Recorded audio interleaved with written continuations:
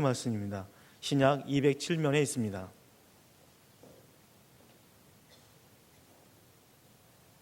다 같이 함께 읽겠습니다. 예루살렘 교회가 이 사람들의 소문을 듣고 바나바를 안디옥까지 보내니 그가 이르러 하나님의 은혜를 보고 기뻐하여 모든 사람에게 굳건한 마음으로 주와 함께 머물러 있으라 권하니, 바나바는 착한 사람이요 성령과 믿음이 충만한 사람이라. 이에 큰 무리가 죽게 더하여지더라. 바나바가 사울을 찾으러 다소에 가서 만남에 안디옥에 데리고 와서 둘이 교회에 1년간 모여 있어 큰 무리를 가르쳤고, 제자들이 안디옥에서 비로소 그리스도인이라 일컬음을 받게 되었더라. 아멘. 하나님의 비전을 성취하는 교회 세 번째, 양육과 훈련에 대해서 담임 목사님 말씀 선포해 주시겠습니다.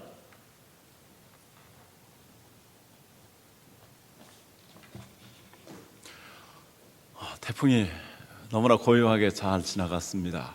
그리고 흡족하게 이 땅에 비를 내려 주셨습니다. 우리 옆에 사람들 한번 쳐다보겠습니다. 뵙기만 해도 은혜롭습니다. 오늘 구경할 것도 많이 있는데, 어저께 여수 엑스포에서는 최대 인파가 모였다고 합니다. 이렇게 하나님을 예배하고 이렇게 단장된 모습이 참 아름답습니다. 지금부터 약 50년 전 우리나라 6.25 이후에 나라의 상황은 실로 참담했습니다. 제가 6.25 전쟁 중에 태어났습니다. 우리 어머님이 얼마나 고생했는지 모릅니다. 6.25로 인하여서 도시들은 파괴되었습니다. 다리도 다 붕괴되었습니다. 집들은 폐허가 되다시피 했습니다. 산들은 민둥산이가 되었습니다. 가난과 질병, 문맹률이 높은 나라였습니다. 알코올 중독자들이 많고 니코틴 중독자들이 아주 많았습니다. 제가 어렸을 때 이야기를 많이 들었습니다. 경상도 사람들 가리켜서 보리문둥이라. 그래서 저 경상도 사람들이 먹을 거 없어서 이 전라도 지역으로 와서 구걸하는 사람들이 참 많았습니다. 우리 집에도 자주 왔습니다. 어머님은 그들을 아주 잘 환영해 주었습니다. 1962년 우리나라의 1인당 1년 국민소득은 87달러, 약 10만 원 정도 됩니다. 당시 필리핀과 태국, 우리나라의 3배 정도, 250달러였습니다. 그리고 북한은 우리나라 2배보다 넘는, 남한의 2배보다 넘는 200달러 정도였습니다. 미국의 유명한 외교 전문지 포린 어페어스라는 잡지에서 당시 한국의 상황에 대해서 이렇게 기록하고 있다고 합니다. 수출 200만 달러, 수입 2억 달러의 한국에서 경제적 기적이 일어날 가능성은 제로다. 1960년 10월호에 나와 있는 내용입니다. 수입이 수출보다 100배나 더 많았습니다. 그런데 그 한국에 일어날 것 같지 않았던 기적이 일어났습니다. 코리아의 기적입니다. 50년이 지난 지금 현실이 된 것입니다. 지난해 우리나라의 무역은 1조 달러를 넘어섰습니다. 그리고 1인당 국민소득은 2만 달러를 넘어섰습니다. 작년 북한의 국민소득은 1인당 661달러였습니다.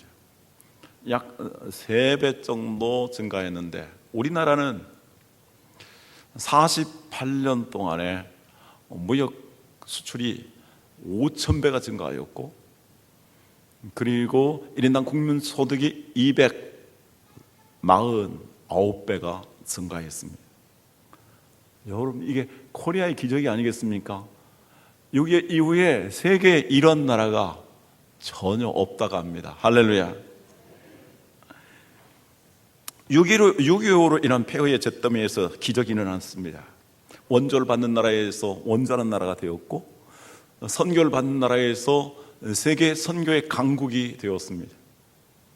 그리고 정말 이렇게 원조의 수입에 의존하던 나라가 이제 무역 수지가 상당하게 되었고, 무역 강대국으로 이렇게 발돋움하게 되었습니다.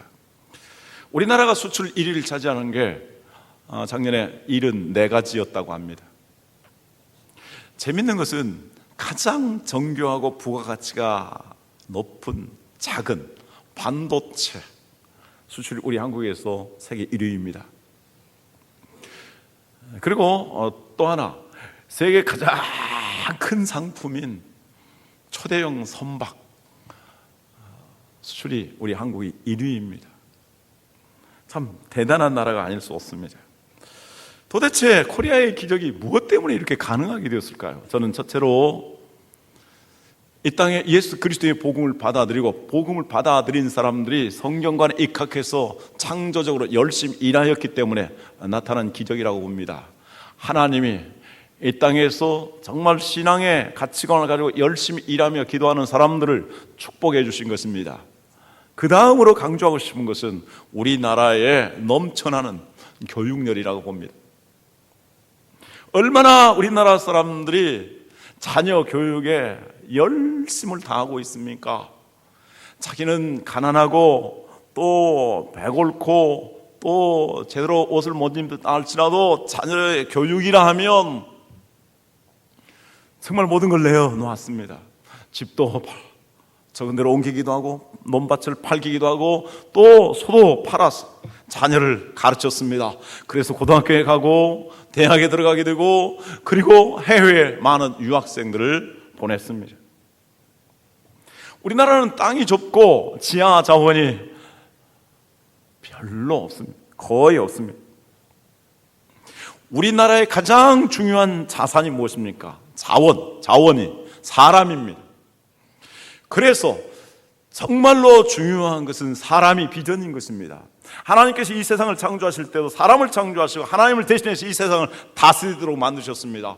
하나님이 가장 중요하게 하신 것이 사람이었습니다. 이 세상을 변화시킬 때도 아브라함을 부르시고 사람을 파송하셨습니다. 사람이 최고의 중요한 비전입니다. 한번 따라서 하겠습니다. 사람이 비전입니다. 사람을 키우는 것이 비전입니다. 예, 이렇게 사람을 가르치고 키우는 것이 가장 중요한 비전인 것입니다. 우리나라의 부모들이 적극적으로 자녀들을 가르치지 아니했다면 지금 우리나라는 어떻게 되었을까요? 지금 아직도 허우적거리고 있는 제3세계 국가들, 우리나라보다 앞섰던 나라들이 아직도 깨어나지 못하고 있는 나라들이 참 많이 있습니다. 그리고 저 아프리카의 원주민들과 같이 되었을지도 모릅니다. 정말 그 사람들의 모습을 보십시오. 자녀는 얼마나 잘 낳습니까? 자녀는 참 많이 낳습니다. 인구 증가율은 높습니다. 그러나 제대로 가르치지 못합니다.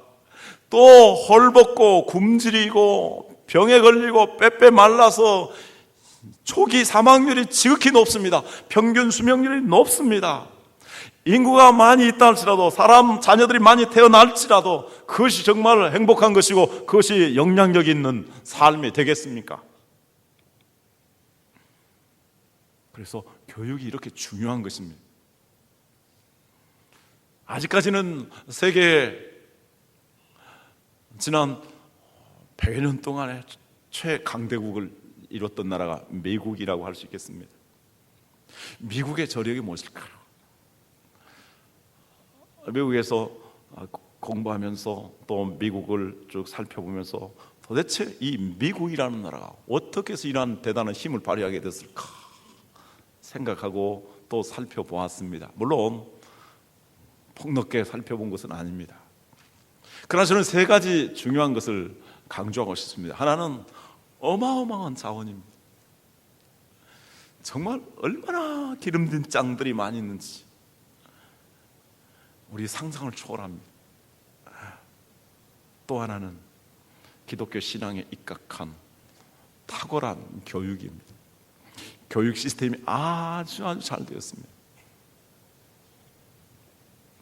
그런데 이 두 가지가 다 무엇 때문에 일어난 것입니까?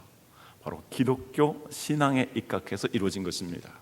신앙의 자유를 찾아 목숨을 메이플라워에 걸고 대서양을 횡단했던 그 사람들에게 하나님께서 여호와 이레 되신 하나님께서 이 아름다운 미국 땅을 준비해 주신 것이었습니다. 그리고 그들이 자녀들에게 철저하게 신앙적으로 교육하기를 원했습니다. 미국의 저명한 하버드, 예일, 프리스톤 이 대학들이 대부분 목사에 의해서 또 교회에 의해서 세워진 대학들입니다. 철저히 기독교 신앙으로 가르치고자 했던 것입니다. 그런데 지금 그 미국이 어려움을 당하고 있습니다. 아니, 세계의 위기를 몰고 오기도 했습니다. 무엇이 문제입니까? 기독교 신앙이 퇴색되고 세속화되어 갔기 때문입니다. 지금 미국에 가장 영향력을 끼치는 것, 미국을 우지하는 것이 무엇이겠습니까? 바로 미국의 뉴욕의 월가입니다. 돈, 금융, 자본주의 정신이 지금 미국을 쥐락펴락하고 있습니다. 미국 하위 50% 사람들이 가지고 있는 자산은 전 국민의 1%에 불과하다고 엊그저께 발표가 됐습니다. 미국 오바마 대통령은 성경에서 흠하고 있는 동성연애를 여론의 주의에 따라서 합법화시키려 나가려고 하고 있습니다. 공화당의 대통령 후보 롬니는 바로 미국에서 이교도로 할 수 있는 몰몬교 신자입니다. 유명한 대선 후보 가운데에서 개신교나 캐토릭이 아닌 사람이, 신자가 아닌 사람이 세워진 적이 없습니다. 앞으로 미국이 어떻게 될지 모르겠습니다. 하나님에게서 떠나면, 하나님의 말씀에 가까지 아니하면 정말 성경의 기초 위에서 헌법을 만들고 대통령이나 또 법정에서도 성경에 손을 얹고 일을 하게 되는 그 사람들이 이 성경적인 가치관, 성경적인 교육을 벗어남으로 말미암아 이러한 위기를 자초하고 있는 것이 아니겠습니까? 우리의 신앙생활도 마찬가지입니다. 우리 자신 예수 그리스도를 믿어서 구원받았습니다. 성경은 그것을 거듭났다고 합니다. 그러나 거듭난 그 상태에 머물러 있다면 교육을 받지 못한 그러한 사람들처럼 불쌍하고 비참하게 될 것입니다. 그래서 우리는 신앙에 있어서도 교육을 잘 받아야 됩니다. 신앙의 교육을 잘 받아야 영혼이 잘 되고 범사가 잘 되고 강건한 그 은혜와 축복이 임하게 되는 것입니다. 나 자신뿐만 아니라 이 세상에 영향을 끼치고 우리나라에도 영향을 끼치고 세계에도 영향을 끼칠 수 있는 사람들이, 교회가, 그리고 우리 민족이 될 수 있기 때문입니다. 만약에 우리가 신앙의 양육과 훈련을 제대로 받지 못하면 어떻게 될까요? 두 가지 큰 문제가 발생합니다. 하나는 신앙이 자랄 수가 없습니다. 하나님 말씀 베드로전서 2장 2절에 3절 같이 읽도록 하겠습니다. 베드로전서 2장 2절에 3절 같이 읽습니다. 갓난 아기들 같이 순전하고 신령한 젖을 사모하라. 이는 그로 말미암아 너희로 구원에 이르도록 자라게 하려 함이라. 너희가 주의 인자하심을 맛보았으면 그리하라. 어린아이는 태어나자마자 어머니의 젖을 찾습니다. 그리고 어머니의 젖을 먹고 무럭무럭 자랍니다. 어린아이는 어머니 품 안에서 절대적인 보호를 받습니다. 그래서 안전하게 지내게 되는 것입니다. 어머니가 생명의 위기를 느끼면서도 자녀를 자기 생명 이상으로 지키고 보호하기 때문입니다. 자, 여기 인자하심을 맛보았으면 주님께서 우리를 사랑하시사 예수님을 통해서 구원하여 주신 그 은혜를 깨달았다면, 그래서 영적으로 거듭나게 되었다면 그때부터 정말로 갓난아이가 어머니의 젖을 건강하게 잘 빨아들이는 것처럼 하나님의 말씀을 사모하고 그 말씀을 잘 받아들여야 무럭무럭 잘 자란다고 합니다. 그러나 교회에 다니기는 하지만 하나님의 말씀을 사모하고 그 말씀으로 양육을 제대로 받지 못하면 영양실조에 걸리게 될 것입니다. 자라지 못합니다. 하나님 말씀하십니다. 심는 대로 거두리라. 먹지 아니한 사람이, 하나님 말씀으로 양육받지 아니한 사람의 신앙이 어떻게 자랄 수 있습니까? 절대 불가능한 일입니다. 그래서 우리는 하나님의 말씀을 사모하고 잘 양육을 받아야 됩니다. 두 번째, 하나님의 말씀으로 양육받지 못하고 훈련받지 못하면 이제 질병에 걸리게 되고 또 사탄에게 노략질 당할 수 있습니다. 그 영적으로 죽는 것입니다. 베드로전서 5장 8절 9절 다 같이 읽도록 하겠습니다. 근신하라 깨어라 너희 마귀 대적 마귀가 우는 사자같이 너희 믿음을 굳건하게 하여 그를 대적하라. 이는 세상에 있는 너희 형제들도 동일한 고난을 당하는 줄을 알미라. 저만 읽은 것 같아요. 뭐가 좀 문제됐나요? 제가 좀 빼먹고 읽었나요? 그런 것 같아요.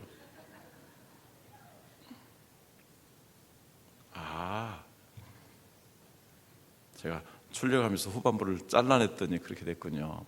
다시 한번 보고 같이 읽겠습니다. 베드로전서 5장 8절에서 9절 같이 읽죠. 근신하라 깨어라 너희 대적 마귀가 우는 사자같이 두루다니며 삼킬 자를 찾나니 너희는 믿음을 굳건하게 하여 그를 대적하라.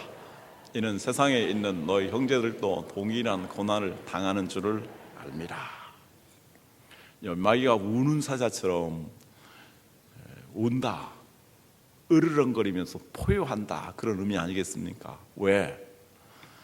이제 먹을 것을 찾아서 해가 뉘엿뉘엿 저물어 갑니다. 그러면 누워있던 사자들이 때를 이끌고 이제 무엇을 삼킬까고 두루 찾아다닙니다. 무엇을 잡아 먹을까요? 무리 가운데서 이제 갓 태어난 새끼, 무자비하게도 그 새끼를 노립니다.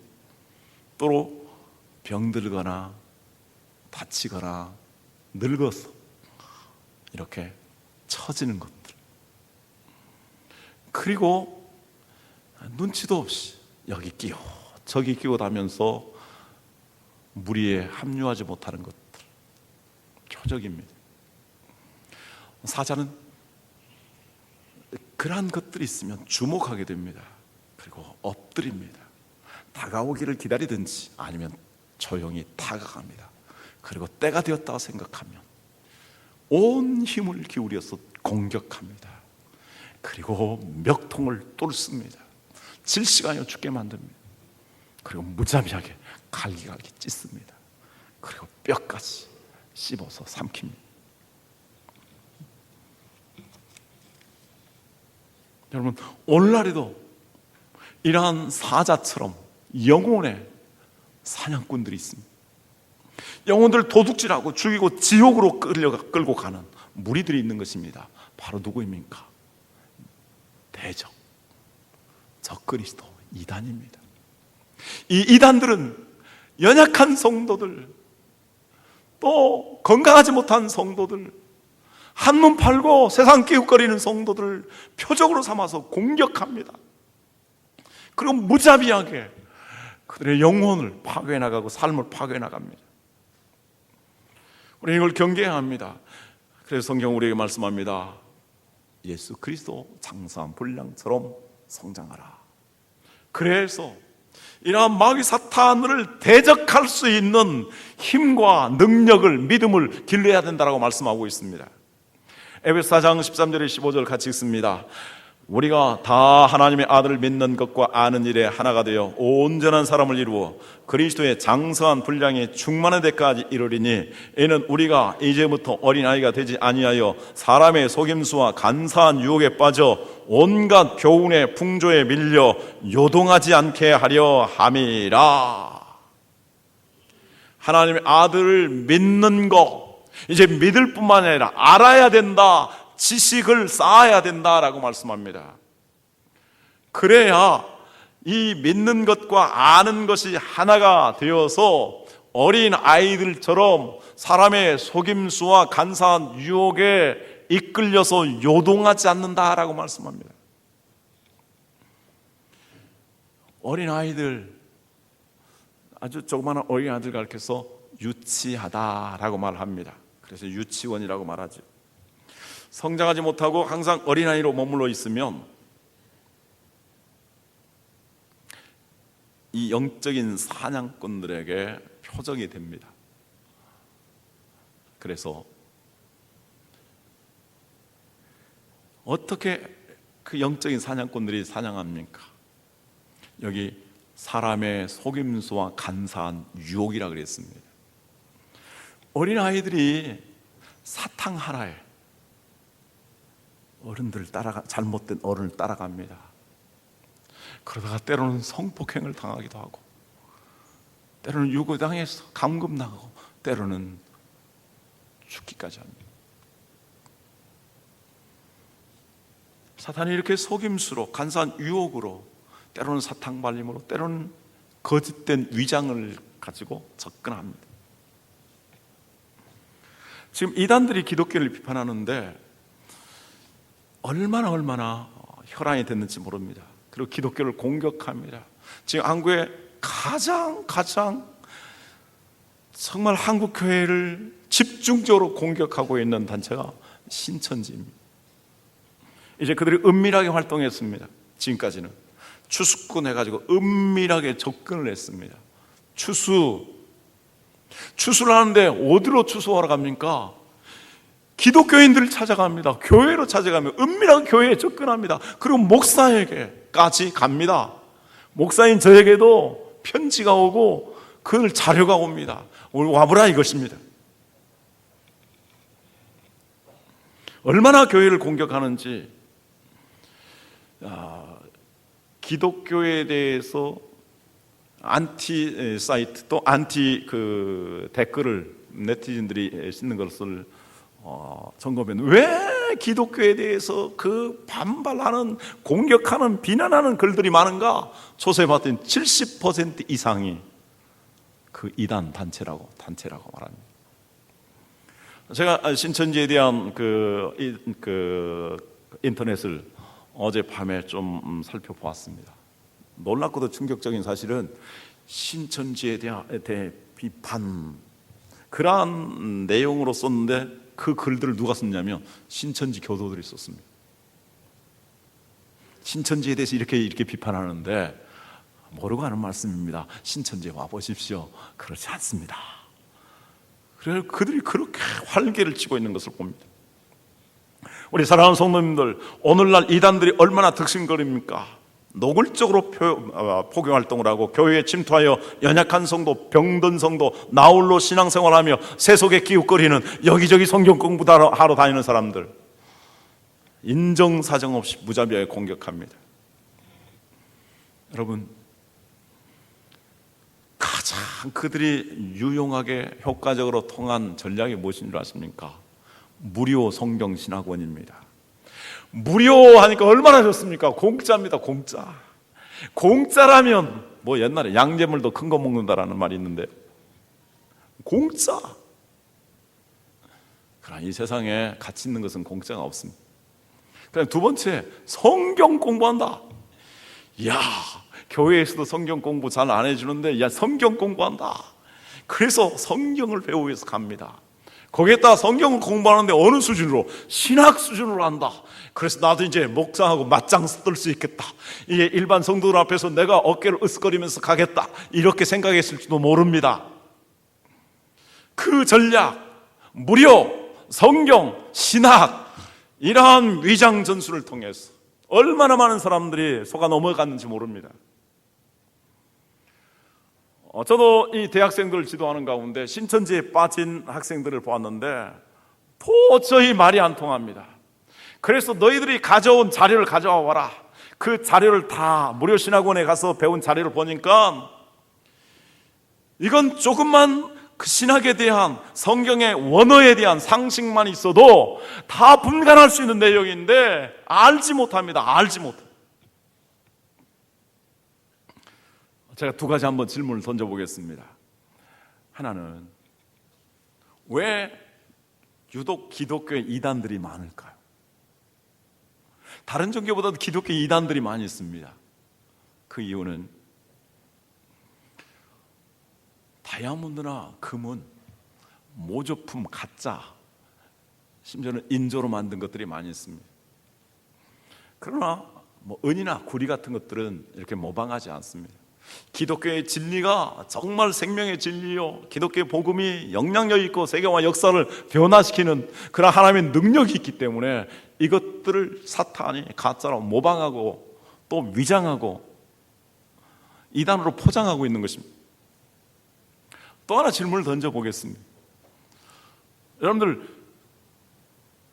여러분들이 다이아몬드, 금에 대해서 이게 진짜인가 가짜인가 분별할 수 있습니까?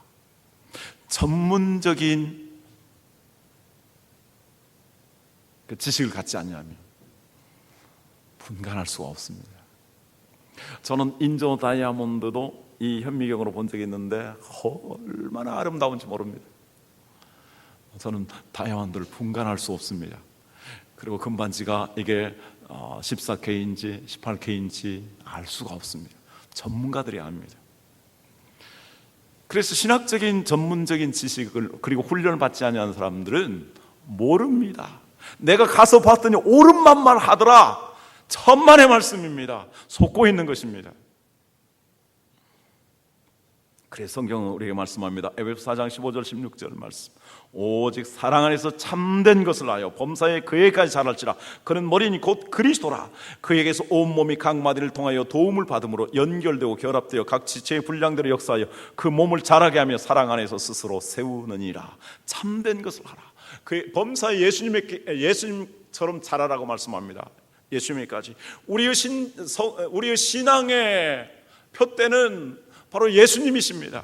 우리의 신앙의 본은 예수님이십니다. 우리의 교회의 머리는 예수님이십니다. 이단의 교주가 아닙니다. 속지 말아야 하는 것입니다. 그래서 우리는 제대로 양육을 받아야 합니다. 갓 태어난 아이가 부모의 보살핌과 도움을 받지 않냐고 스스로 생존할 수 있을까요? 불가능합니다. 제대로 양육받지 않냐고 건강하게 자랄 수 있을까요? 불가능합니다. 제대로 교육과 훈련을 받지 않냐고 훌륭한 사람이 될 수 있을까요? 불가능합니다. 그리고 훌륭한 일을 할 수 있을까요? 역시 불가능합니다. 그러므로 양육과 훈련을 잘 받아야 합니다. 자, 그러면 우리가 어떻게 양육과 훈련을 받아야 될까요? 이 안디옥 교회 성도들이 우리에게 탁월한 모델이 되어주고 있습니다. 그래서 우리가 안디옥 교회의 모범을 본받으면 안디옥 교회 성도들처럼 될 것입니다. 네 가지를 살펴봅니다. 첫째, 그들은 예수님을 믿을 때부터 양육을 받았습니다. 22절 말씀, 예루살렘 교회가 이 사람들의 소문을 듣고 바나바를 안디옥까지 보내니.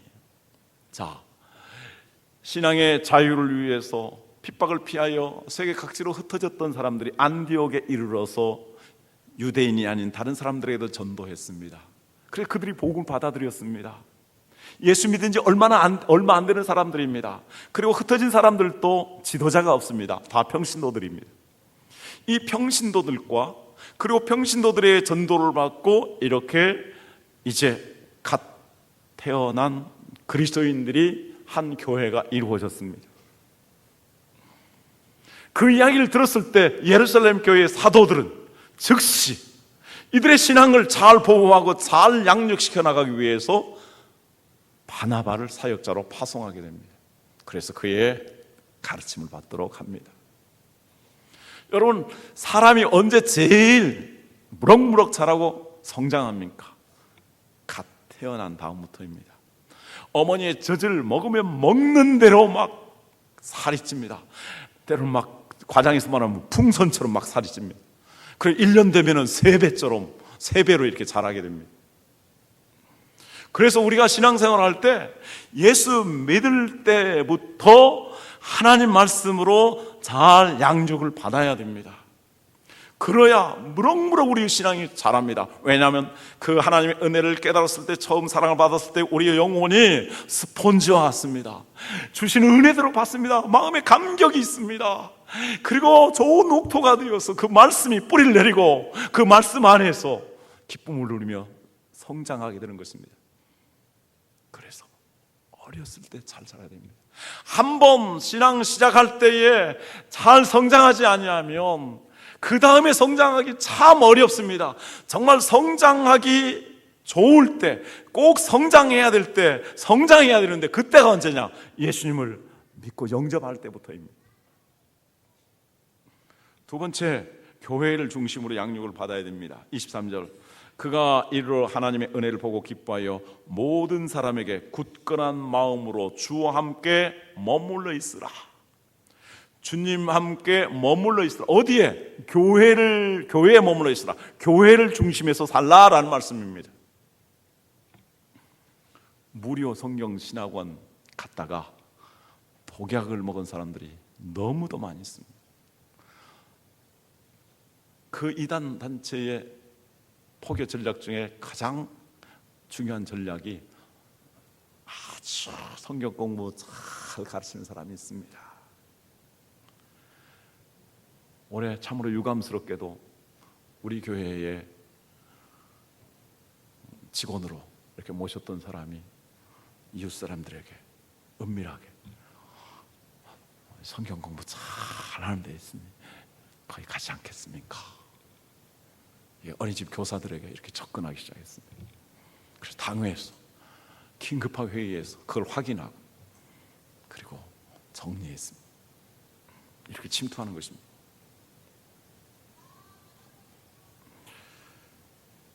오늘 시편 111편 읽었는데요, 정직한 자의 해와 하나님의 공회 가운데서, 공회는 교회를 가리킵니다.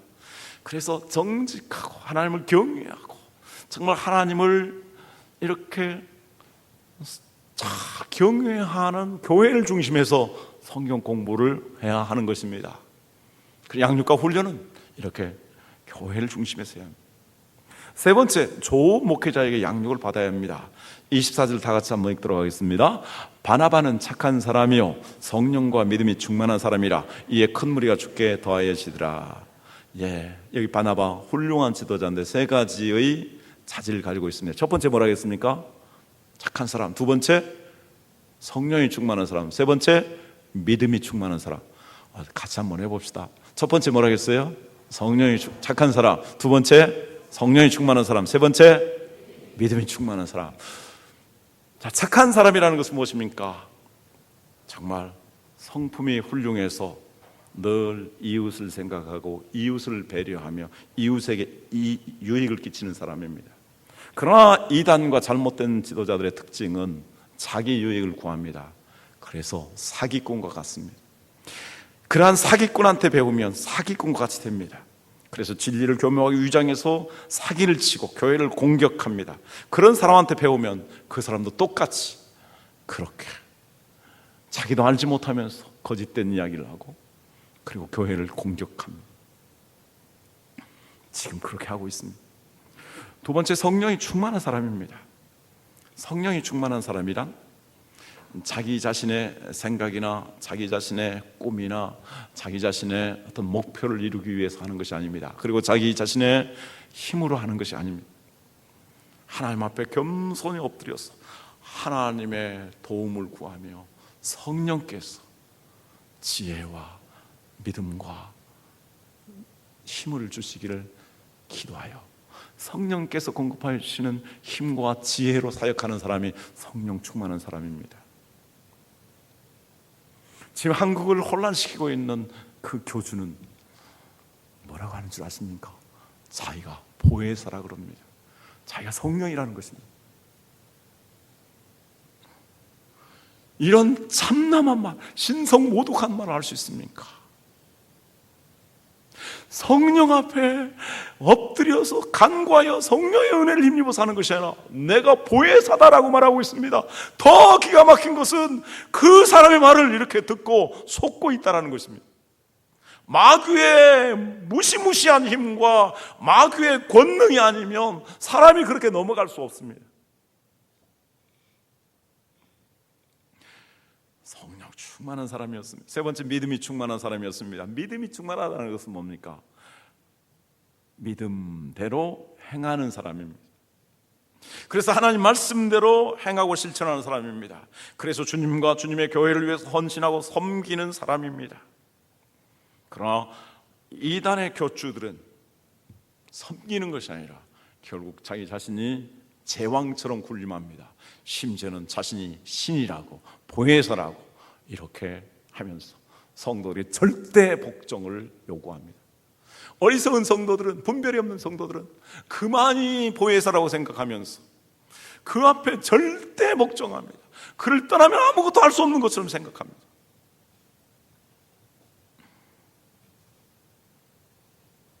이런 훌륭한 지도자, 착한 사람, 성령이 충만한 사람, 믿음이 충만한 사람한테 배워야 바르게 배울 수 있습니다. 마지막 네 번째로 철저하게 훈련을 쌓아야 합니다. 25절 26절 같이 읽습니다. 바나바가 사울을 찾으러 다소에 가서 만남에 안디옥에 데리고 와서 둘이 교회에 1년간 모여 있어 큰 무리를 가르쳤고 제자들이 안디옥에서 비로소 그리스도인이라 일컬음을 받게 되었더라. 바나바는 훌륭한 지도자였습니다. 그러나 성도들을 훈련시키는 데 있어서는 바울이 더 탁월한 하나님의 말씀에 대한 지식과 또 그러한 능력을 구비했다고 생각했습니다. 많은 사람들이 바울을 경계했지만 바나바는 그 바울을 찾아갔습니다. 그리고 바울을 모셔왔습니다. 그리고 1년 동안 함께 성도들을 계속해서 훈련시켰습니다. 그랬더니 어떻게 되었습니까? 그들이 제자가 되고 그들이 안디옥 시민들에게 그리스도인이라 일컬음을 받았다라고 말합니다. 여기 중요한 세 가지의 그들에 대한 호칭이 있습니다. 그 호칭의 변화가 나타납니다. 첫째, 무리, 큰 무리라 그랬습니다. 두 번째, 제자라 그랬습니다. 세 번째, 그리스도인이라 그랬습니다. 이 무리란 무엇입니까? 이제 예수 그리스도의 복음을 듣고 구원받아서 교회에 온 사람들, 오늘날로 말한다면 예수님을 구주로 영접하고 이제 교회 예배에 참여하여 말씀의 은혜를 받는 사람들, 이런 사람들이 큰 무리입니다. 그런데 거기에 머물러서는 안 된다는 것입니다. 그래 1년 동안 가르쳤더니 이들이 어떻게 됐습니까? 제자가 되었습니다. 제자란 무엇입니까? 스승을 닮고 스승이 하는 일을 하는 사람입니다. 예수님이 하셨던 것처럼 이제 말씀을 전하고 또 말씀을 가르치고 성도들을 돌아보고 성도들을 세워주고 치유해주는 그러한 일을 하는 사람이 바로 제자입니다. 안디옥 교회 사람들이 그렇게 되었습니다. 제자는 제자들, 정말 세상 사람들 앞에도 좋은 모범을 보였습니다. 그랬더니 안디옥 시민들이 안디옥 교회 그 훈련받은 성도들을 가르쳐서 그리스도인이라고 그랬습니다. 지난번에 말씀드렸던 것처럼 그리스도인이라는 것은 그리스도를 닮은 사람이다, 그리스도의 일을 하는 사람이다, 진짜 예수쟁이다, 그런 이야기 아니겠습니까? 그들은 정말 예수님을 닮고 예수님의 일을 하고 예수님, 작은 예수가 되었습니다. 그래서 믿지 아니하는 세상 사람들도 인정해주고 칭찬하게 된 것입니다. 예루살렘 교회가 부흥을 하게 됐을 때 그들이 정말 서로를 섬기는 아름다운 삶을 사니까 세상 사람들이 그들을 온 백성이 칭송했다고 합니다. 안디옥 교회 성도들이 믿지 아니하는 사람들에게 이렇게 인정받고 칭찬을 받았습니다. 이단과 그리고 진실된 성도와 교회의 결정적으로 다른 점이 바로 이 점입니다. 이단의 특징은 무엇입니까? 사람들로 하여금 부부 사이에 때로는 이혼하게 만듭니다. 가정을 파탄나게 만듭니다. 직장을 그만두게 만듭니다. 반사회적인 활동을 서슴지 않습니다. 지금 그 이단 단체 때문에 데모하는 데가 얼마나 많이 있습니까? 근데 자기들도 지금 데모를 하고 있습니다. 광명시에 본부가 있는데 광명시 사람들이 얼마나 그들을 오지 못하도록 했는데 법적으로 말릴 길이 없어서 거기에 본부를 두고 있습니다.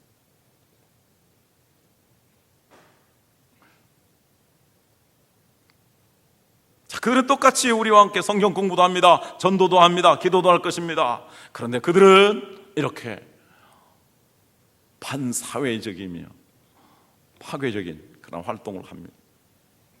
그러나 예루살렘 교회, 안디옥 교회 그 성도들은 세상으로부터 인정받고 칭찬을 받았습니다. 그럴 때 전도의 문이 활짝 열리고 또 하나님께서 그런 교회에 전도의 문을 열어주셔서 부흥하게 될 줄로 믿습니다. 할렐루야.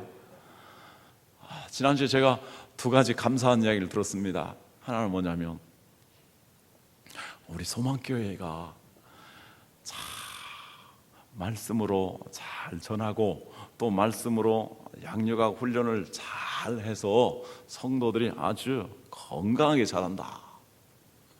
얼마나 감사했는지 모릅니다. 또 우리 양육반에서도 막 아주 행복하게 이렇게 양육을 받고 즐거워한다. 그 이야기를 들을 때 너무나 감사했습니다. 또 하나는 우리 소망교회가 이제 부흥에 불이 붙었다 이야기를 제가 들었습니다. 할렐루야. 이제 불이 막 타올랐으면 좋겠습니다. 여러분은 어떤 분들입니까? 예배에 참여하는 큰 무리 예속합니까? 아니면 이제 예수님처럼 활동을 하는 그런 제자입니까? 세상 사람들께도 인정받는 진짜 그리스도인입니까? 그럼 우리가 어떻게 해야 이러한 주님의 제자가 되고 진정한 그리스도인이 됩니까? 디모데후서 2장 1절에 3절 말씀 같이 읽습니다. 내 아들아, 그러므로 너는 그리스도 예수 안에 있는 은혜 가운데서 강하고 또 내가 많은 증인 앞에서 내게 들은 바를 충성된 사람들에게 부탁하라. 그들이 또 다른 사람들을 가르칠 수 있으리라. 너는 그리스도 예수의 좋은 병사로 나와 함께 고난을 받으라. 바로 군인들처럼, 훈련받는 군들처럼 훈련을 잘 받아라고 말씀합니다. 참으로 역설적인 것은 믿음 생활 오래 했어도 이 양육과 훈련을 제대로 받지 못하면은 처지게 됩니다. 그러나 안디옥 교회가 그랬던 것처럼 1년 동안 훈련을 잘 받으면, 우리 교회에서는 1년 동안 양육반과 훈련 저희 사역자반을 받습니다. 이 훈련을 잘 받으면 나중 되었지만 먼저 될 수 있는 것입니다. 할렐루야. 누구나 먼저 될 수 있습니다. 안디옥 교회 성도들이 그렇게 되었습니다. 예수님의 제자를 3년 동안 따라다니다가 세상을 변화시키는 주님의 권능 있는 제자들이 되지 않았습니까? 정말 신나는 일입니다. 훈련을 받으면 이제 그래서 훈련을 받으면 어떻게 됩니까? 다른 사람을 가르칠 수 있으리라 이렇게 말씀하고 있습니다. 이제 하나님의 교회 일꾼이 될 뿐만 아니라 목회자와 함께 사역하는 목회자의 동력자가 되는 것입니다. 그래서 우리 소망교회의 비전은 우리 모든 성도들이 정말 훈련을 잘 받아서 목사와 함께 교회를 세워나가는, 저의 사명은 무엇입니까? 사도 바울이 고백한 것처럼, 그가 골로새 1장 28절 29절 고백한 것처럼 우리가 그를 전파하여 각 사람을 구원하고 모든 지혜로 각 사람을 가르치면 각 사람을 그리스도 안에서 완전한 자, 즉 성숙한 자로 세우리 함이니 이를 위해 나도 내 소에서 능력으로 역사하는 이 역사를 따라 힘을 다하여 수고하노라. 저는 앞으로 남은 약 10여 년 동안 힘을 다하여서 정말 양육하고 성도들을 훈련해서 정말 어깨 위에 세워서 하나님의 일꾼이 되고 하나님 나라의 멸류관이 되도록 하려고 합니다. 우리 성도들이 그러한 성도들이 되어서 결코 이단에게 노략질 당하거나 흔들림에 요동하지 아니하고 정말 주님의 제자가 되고 세상을 변화시켜 나가는, 하나님 나라를 세워나가는 하나님의 일꾼들이 되기를 주님의 이름으로 축원합니다. 기도하겠습니다.